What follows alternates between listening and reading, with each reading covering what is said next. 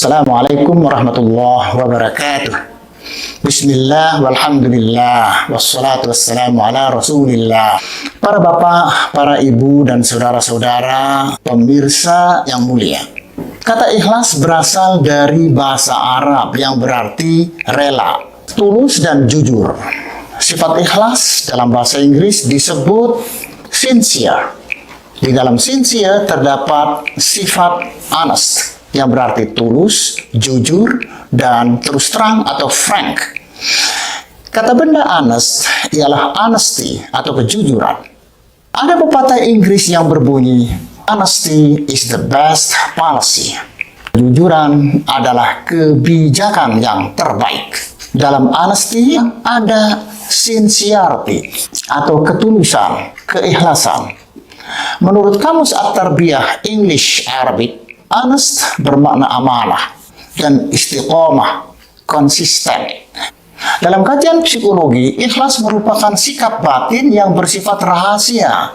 Kita hanya dapat mengira-ira seseorang bersikap ikhlas atau ria dalam beramal dari ucapan dan isyarat jasmaninya, misalnya ekspresi wajah orang tersebut.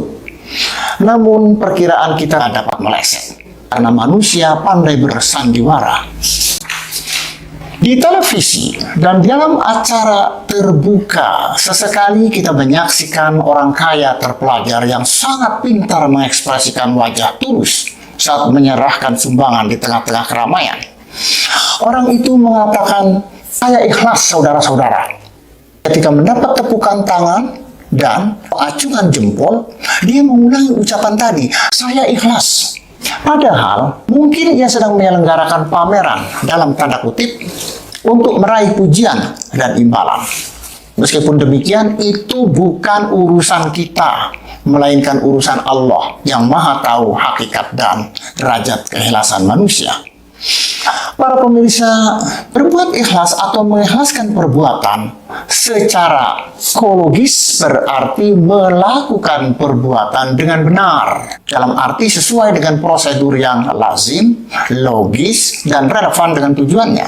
Contoh, kalau menulis Latin, kita gerakkan tangan dari kiri ke kanan, sedang kalau menulis Arab dari kanan ke kiri. Jika prosedur yang lazim ini tidak diikuti, maka secara psikologis pelakunya dapat kita sebut tidak ikhlas.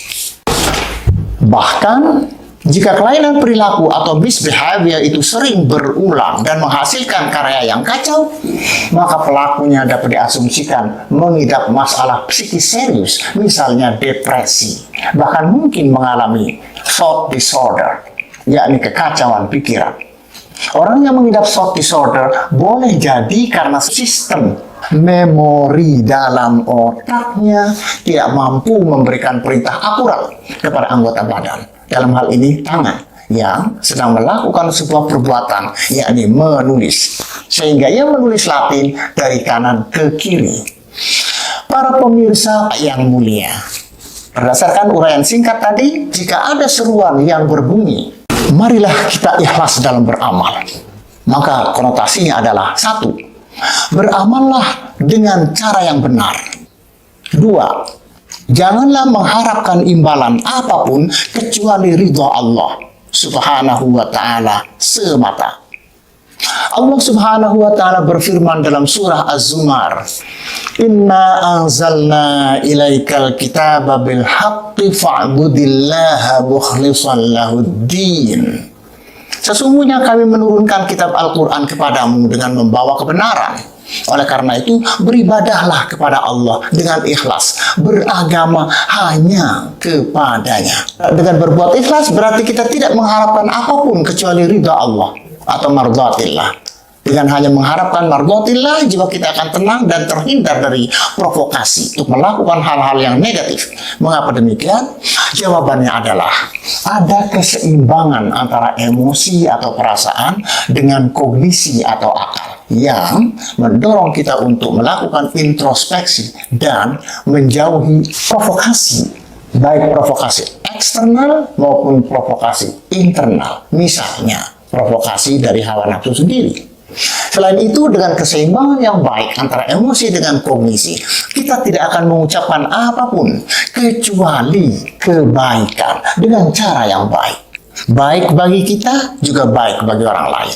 Marilah kita ikuti perintah Rasulullah Sallallahu Alaihi Wasallam dengan ikhlas. Man kana yu'minu billahi wal yawmil akhir falyaqul khairan aw liyasmut. Siapapun yang beriman kepada Allah dan hari akhir, ucapkanlah kebaikan, atau jika tidak, diamlah. Keseimbangan psikologis seperti yang saya uraikan tadi merupakan cerminan jiwa sehat. Dan dengan jiwa yang sehat, kita dapat mengharapkan mardhatillah. Selanjutnya, dengan mardhatillah, kita akan memperoleh karunia dari Allah berupa apapun, kapanpun, dan dari arah manapun, sesuai dengan kehendak Allah Subhanahu wa Ta'ala. Wallahu a'lam bishawab. Wassalamualaikum warahmatullahi wabarakatuh.